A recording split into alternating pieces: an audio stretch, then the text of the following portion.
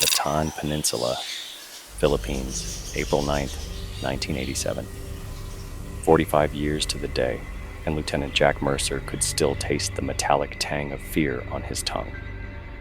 Welcome to the War Maestro Archive, where tonight we follow a man haunted not by the dead, but by the weight of promises he never kept. In the deepest chambers of memory, some debts compound interest in ways that make bankers weep. The fall of Bataan in April 1942 marked one of the darkest chapters in American military history. When Major General Edward King surrendered the Luzon force to the Japanese Imperial Army, approximately 76,000 Filipino and American troops began what would become known as the Bataan Death March. The 65-mile forced march through tropical heat claimed thousands of lives, leaving survivors with wounds that never fully healed. Lieutenant Jack Mercer of the 31st Infantry Regiment had been among those survivors. Now, at 70 years old, he stood at kilometer 42 of the old Japanese military road, his weathered hands gripping a rusted set of dog tags that had haunted his dreams for 4.5 decades. The tags belonged to Private First Class Leonardo Diaz, 19th Infantry Regiment, who had died in Mercer's arms at kilometer 45. "You sure about this, sir?" asked Carlos, the Filipino driver, who had grown increasingly quiet as they approached this stretch of jungle. "Local people.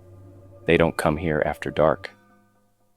Mercer shouldered his pack, feeling the familiar weight of military gear against his spine. His mission was simple: return Lenny's personal effects to the spot where he died, fulfill a promise made to a dying boy in 1942. But as he walked deeper into the jungle, following the faint trace of what had once been a military road, something felt wrong. The air grew thick and metallic, like breathing through wet copper. Birds called in the distance, but their cries sounded mournful, almost human. Most disturbing of all, the jungle seemed too quiet for this time of day, as if the very trees were holding their breath. At kilometer 44, Mercer made camp. That first night, as he lay in his sleeping bag, listening to the symphony of insects, he heard something that made his blood freeze. Soft at first, barely distinguishable from the wind through the leaves. Footsteps, bare feet on wet earth, circling his camp in the darkness. The same sound he remembered from 1942, when dying men would wander away from the column in delirium, their bare feet slapping against the muddy road as they stumbled toward death in the jungle. Dawn broke gray and oppressive over the Philippine jungle, but Jack Mercer had not slept. He sat beside the cold ashes of his campfire, staring at the perfect circle of bare footprints that surrounded his tent. 15 sets of prints, maybe 20, pressed deep into the mud despite the lack of rain during the night. Each print was small, narrow, barefoot, the kind of desperate, swollen feet he remembered from the march, when boots had rotted away and men walked on bleeding stumps wrapped in strips of cloth torn from their uniforms. Mercer knelt beside one particularly clear impression. The toes were splayed wide. The arch collapsed from malnutrition and exhaustion. He had seen feet like this before, on men who were already more ghost than soldier, when they finally fell, face first into the mud, and never got up again. His hands trembled as he pulled out his digital camera, a bulky Sony model that Carlos had insisted would document his pilgrimage for the Veterans Memorial Committee back in Manila. But as he focused the lens on the footprints, something impossible appeared in the viewfinder. Shadows. Human-shaped shadows standing just beyond the circle of prints, though no bodies cast them. Mercer lowered the camera. The jungle appeared empty, nothing but green walls of vegetation and the constant drip of moisture from broad leaves. He raised the camera again. The shadows were still there, darker now, and one of them seemed to be pointing deeper into the jungle, toward kilometer 45. "Jesus Christ," he whispered, his voice cracking like a teenager's, the same prayer he had muttered over and over during the march, when Japanese guards forced them to march 18 hours in 100-degree heat with no water, when men started eating grass and drinking their own urine just to survive another mile. He broke camp quickly, his military training overriding the arthritis in his joints and the terror clawing at his chest. The jungle pressed closer as he walked, branches catching at his pack with what felt like deliberate malice.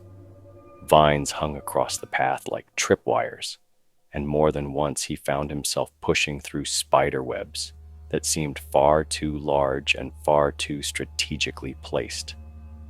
At 0800 hours, he reached the rusted remains of a Japanese military checkpoint. The concrete pillbox was still there, half swallowed by jungle growth but unmistakable.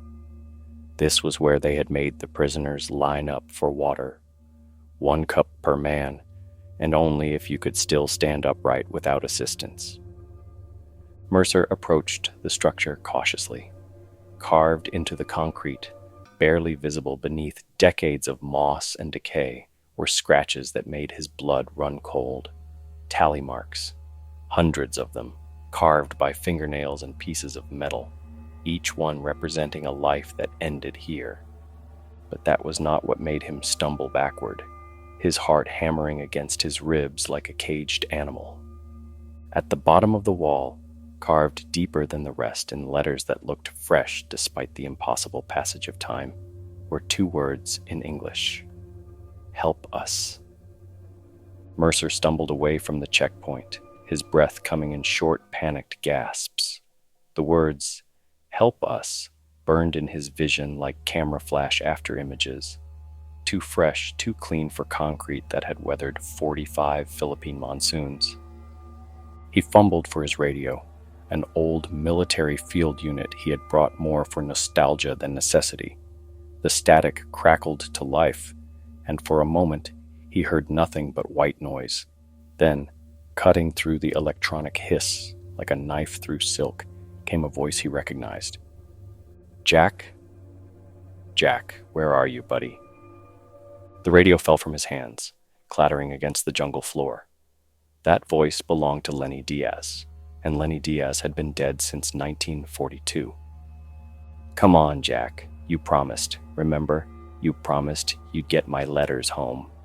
The voice was clearer now, coming not from the radio but from somewhere in the trees ahead.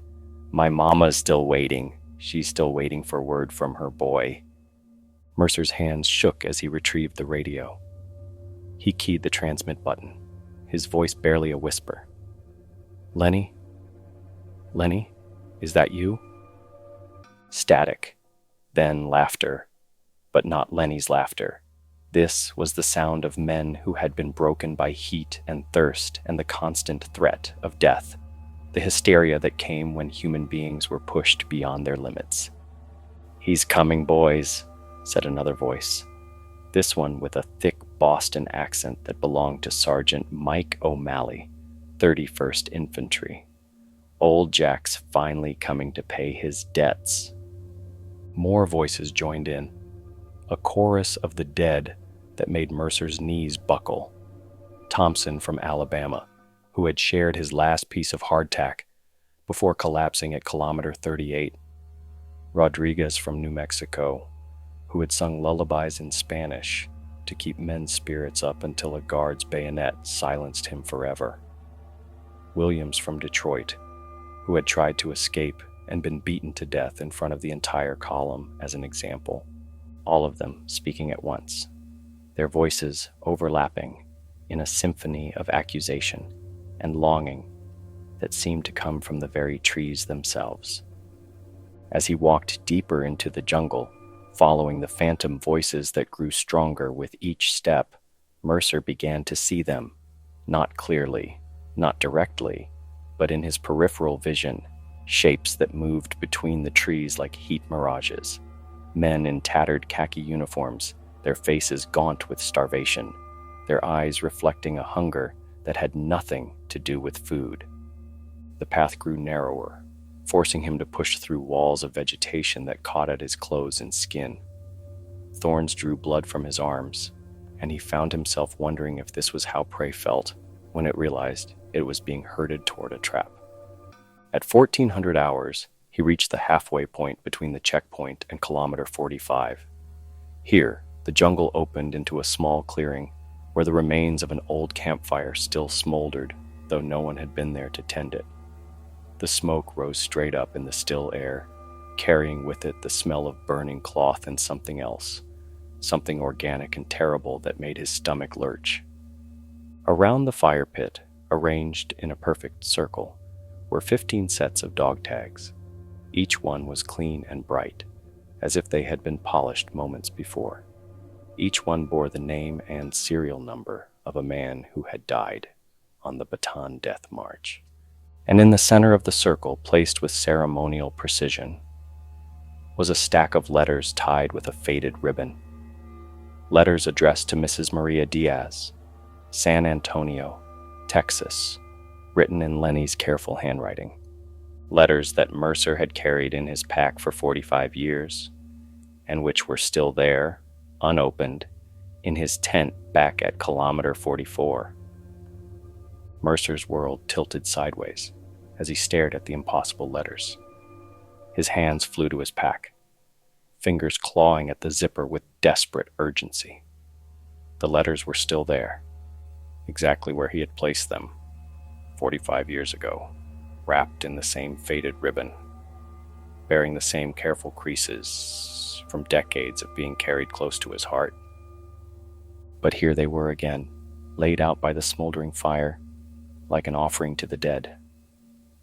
He picked up one of the phantom letters with trembling fingers. The paper felt real, substantial, and when he unfolded it, Lenny's words were there in that familiar boyish handwriting. "Dear Mama, we are holding the line here in the Philippines. The other boys are good to me, especially Lieutenant Mercer. He looks out for us like we were his own brothers." A sob caught in Mercer's throat. He had read these letters 1,000 times, memorized every word, every spelling mistake, every innocent lie Lenny had told to keep his mother from worrying. But he had never found the courage to deliver them, never faced the woman who would ask him why her boy had to die while Jack Mercer got to live. "You read my mail, Jack." Mercer spun around, his heart exploding against his ribs. Lenny Diaz stood at the edge of the clearing, but this was not the vibrant 19-year-old from Mercer's memories. This Lenny was the one who had died in the mud, his skull caved in from a rifle butt, his uniform soaked with blood and jungle rot. Half his face was gone, revealing gleaming bone and empty socket where his right eye should have been.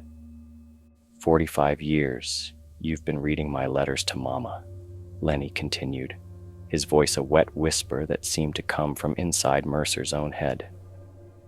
45 years, and you never sent them. She died wondering what happened to her boy, Jack. Died wondering if I was brave or if I was a coward. Other shapes moved in the trees now, stepping into the firelight one by one.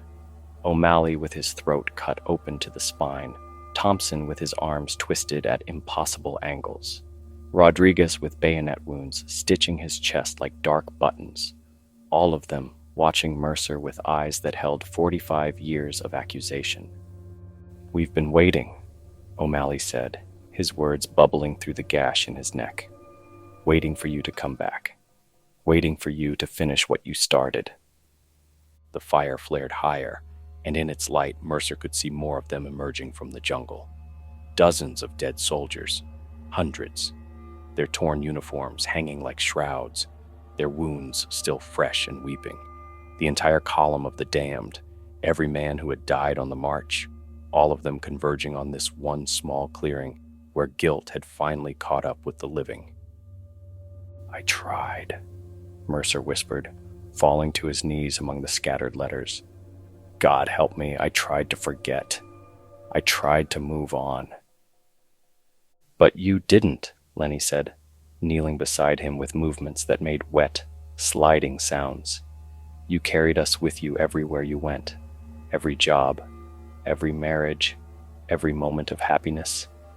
We were there, whispering in your ear, reminding you. The phantom soldiers began to close the circle, their bare feet making that familiar slapping sound against the earth, the same sound that had haunted Mercer's dreams for 45 years, the sound of men walking toward death with nothing left but the will to take one more step.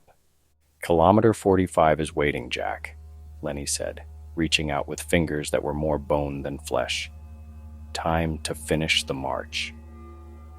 Mercer stumbled through the jungle like a man possessed, the phantom soldiers herding him forward with whispered commands and the soft shuffle of dead feet on wet earth. His rational mind screamed that this was impossible. The trauma and guilt had finally shattered his sanity completely. But the letters in his pack grew heavier with each step, and the voices grew clearer, more insistent. "Left foot, right foot, breathe when you can," chanted O'Malley, using the same cadence he had used during the original march to keep men moving when their bodies wanted to quit. "One more mile, boys. Always just one more mile." The path ahead opened into another clearing, and Mercer's blood turned to ice water in his veins. This was Kilometer 45, exactly as he remembered it from April 1942. The same fallen log where exhausted prisoners had collapsed. The same depression in the earth where they had dug a mass grave for men who died during the night. The same twisted tree with branches that reached toward the sky like skeletal fingers. But it was not empty. A figure sat propped against the tree, and Mercer knew without looking that it was himself. Not the 70-year-old man who had walked into this jungle, but Lieutenant Jack Mercer, age 24, uniform torn and stained with mud and blood, eyes hollow with the 1,000-yard stare of a man who had seen too much death. "Took you long enough," the younger Mercer said, his voice flat and emotionless. "I've been sitting here since 1942, waiting for you to come back and face what you did." "I didn't do anything," Mercer whispered, but the words tasted like lies on his tongue. "I survived. That's not a crime." "You let them die," his younger self replied, standing with movements that belonged to a dead man. "Rodriguez begged you for water, and you pretended not to hear. Thompson asked you to help him walk, and you looked the other way. O'Malley ordered you to leave the sick behind, and you followed orders like a good soldier." The phantom soldiers formed a circle around the clearing, their wounds glistening in the fading afternoon light. They did not speak, but their presence was accusation enough. Mercer could feel their eyes on him, judging him, weighing 45 years of guilt against the split-second decisions that had kept him alive when better men had died. "And Lenny," his younger self continued, stepping closer with each word. "Poor, trusting Lenny who believed you when you promised to get his letters home, who died thinking someone cared enough to remember him." "I did care," Mercer screamed, the words torn from his throat like pieces of his soul. "I carried those letters for 45 years. I never forgot." "But you never delivered them either," Lenny said, emerging from behind the tree with his ruined face and empty eye socket. "You kept them like trophies, like proof of your own goodness, but they weren't yours to keep, Jack. They belonged to my mama, and she died without them." The digital camera around Mercer's neck began to click and whir, taking pictures on its own. He looked down at the display screen and saw image after image of himself, but in each photo, he looked more and more like the dead men around him. His uniform grew more tattered, his face more gaunt, his eyes more hollow, until he could no longer tell the difference between himself and the phantoms that haunted him. "Choose," his younger self said, holding out a rusted bayonet with one hand and Lenny's letters with the other. "Finish what you started, or carry us forever." The jungle held its breath, Even the insects had fallen silent, as if the entire world was waiting for Jack Mercer to finally answer for the sin of surviving when better men had not. Mercer's hand hovered between the bayonet and the letters, his entire body trembling like a man standing on the edge of a cliff. The weight of 45 years pressed down on his shoulders, heavier than any pack he had ever carried, heavier than the tropical heat that had killed so many good men on this very spot. "I can't," he whispered, his voice breaking like a child's. "I can't choose.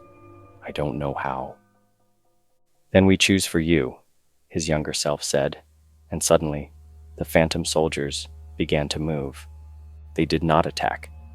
Instead, they formed a column, just as they had in 1942, falling into the ragged formation of men too exhausted to maintain proper military bearing, but too stubborn to quit. O'Malley took point, his throat wound, gurgling with each breath. Rodriguez and Thompson flanked the sides, their broken bodies somehow managing to stand at attention. And at the rear, Lenny Diaz waited with his ruined face turned toward Mercer like a compass needle pointing toward magnetic north. "Fall in, Lieutenant," O'Malley commanded, his voice carrying the authority of a man who had led soldiers through hell itself. "Time to finish the march." Mercer found his feet moving without conscious thought, muscle memory overriding terror as he took his place in the column. The familiar weight of his pack settled across his shoulders, but now it felt different, lighter somehow, as if the burden he had carried for 45 years was finally being shared. They began to march, their bare feet slapping against the jungle floor in perfect rhythm. Left foot, right foot, breathe when you can. The same cadence that had carried them through 65 miles of tropical hell. The same rhythm that had kept men moving when their bodies screamed for rest and their minds begged for release. But this march was different. With each step, Mercer felt something lifting from his chest, a pressure he had grown so accustomed to that he had forgotten what it felt like to breathe freely. The letters in his pack no longer felt like stones, but like feathers, ready to take flight if he would only let them go. "Where are we going?" he asked, though part of him already knew the answer. "Home," Lenny said, falling into step beside him. "We're going home, Jack. All of us, together, the way it should have been." The jungle began to change around them, the oppressive green walls giving way to something brighter, cleaner. The air grew lighter, less humid, carrying scents that reminded Mercer of Kansas wheat fields and his mother's kitchen on Sunday mornings. The phantom soldiers beside him began to smile, their wounds fading, their uniforms growing clean and pressed. "The letters," Mercer said, understanding flooding through him like warm sunlight. "I have to deliver the letters." "Not anymore," Lenny replied, and when Mercer looked at him, the young private's face was whole again, both eyes bright with the enthusiasm of a 19-year-old who believed he could change the world. "You carried them long enough, Jack. Time to let someone else take over." Ahead of them, the path opened into brilliant white light that made Mercer's eyes water. But for the first time in 45 years, the tears were not from pain or guilt or the weight of promises unfulfilled. They were tears of relief. Bataan Peninsula, Philippines, April 12, 1987. Carlos found the body 3 days later when Mercer failed to return to their rendezvous point. The old soldier sat peacefully against the twisted tree at kilometer 45, his eyes closed, a small smile on his weathered face. His digital camera lay beside him, its memory card full of photos showing only empty jungle. But scattered around his body in a perfect circle were dozens of letters, their pages yellowed with age, addressed to families across America in the careful handwriting of young men who would never come home.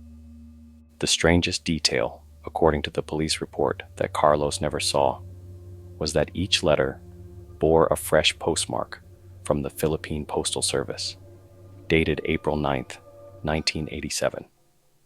Impossible, since the nearest post office was 60 kilometers away, and Jack Mercer had never left the jungle. Within a month, families across the United States began receiving mail they had stopped expecting 45 years ago. Letters from sons and husbands and brothers who had died on the Bataan death march, finally delivered by a postman who understood that some promises transcend death itself. Mrs. Maria Diaz of San Antonio, Texas, had been dead for 20 years when her letter arrived. But her granddaughter, who bore her name and her kind eyes, opened the envelope with trembling hands and read words of love written before she was born. "Tell Mama I was brave, and that Lieutenant Mercer kept his promise." In the deepest chambers of the War Maestro's archive, some debts can only be paid in full when the living finally join the march of the dead. And sometimes, if you listen carefully to the wind through the Philippine jungle, you can still hear them walking in perfect formation, their bare feet keeping time to a rhythm that echoes long after the last soldier has come home. If Lieutenant Mercer's final march left you checking your own shadows for phantom footsteps, then you're ready to delve deeper into the War Maestro's archive. Listen closely to your surroundings tonight. Do you hear that distant sound of marching? Subscribe to unlock more classified tales where history's darkest chapters refuse to stay buried. Ring that notification bell, because some stories choose when they want to be told. Share this with fellow soldiers of the supernatural who understand that the most terrifying battles are fought long after the war ends. Remember, every story we tell honors those who carried burdens too heavy for the living.